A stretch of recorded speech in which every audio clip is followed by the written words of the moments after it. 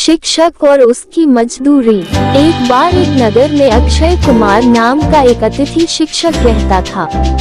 वह बहुत ही ईमानदार और सीधा साधा था। नगर के एक सरकारी स्कूल में वह अतिथि शिक्षक के रूप में कार्य करने लगा था। उसका घर किसी तरह से चल रहा था।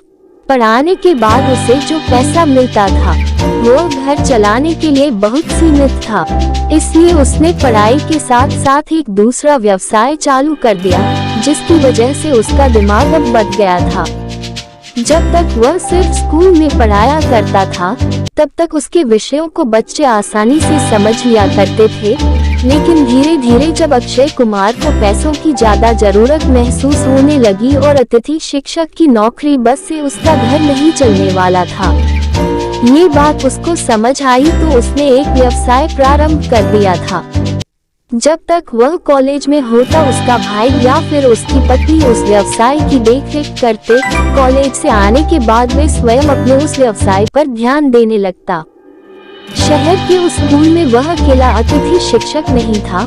वहाँ पर लगभग 20 अतिथि शिक्षक कार्यरत थे और सभी बाल बच्चे वाले थे। इसलिए सभी को आर्थिक मजबूती की आवश्यकता महसूस हो रही थी और इसलिए लगभग सभी अतिथि विद्वान कोई ना कोई अन्य धंधा व्यापार भी कर रहे थे। एक बार शहर में नए कलेक्टर साहब ट्रांसफर होकर आए थे। यह उनका कलेक्टर के रूप में पहला शहर था। नए कलेक्टर बने थे, इसलिए रोज किसी न किसी दफ्तर या विभाग में औचक निरीक्षण के लिए पहुंच जाया करते थे। एक दिन वह नगर के उस स्कूल में औचक निरीक्षण के लिए पहुंच गए। उसी समय अक्षय कुमार 9वीं कक्षा में इतिहास पढ़ा रहे थे।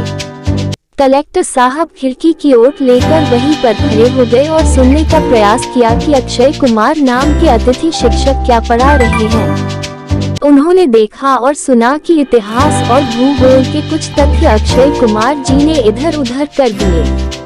कलेक्टर साहब का मन हो रहा था कि अभी वह कक्षा में पहुंचकर अक्षय कुमार को टोके, परंतु कुछ मर्यादाओं के चलते उन्होंने अक्षय कुमार को प्रिंसिपल ऑफिस बुलाकर उनसे पूछा कि क्यों मास्टर जी कक्षा में आप बच्चों को क्या गलत सलत पढ़ा रहे थे।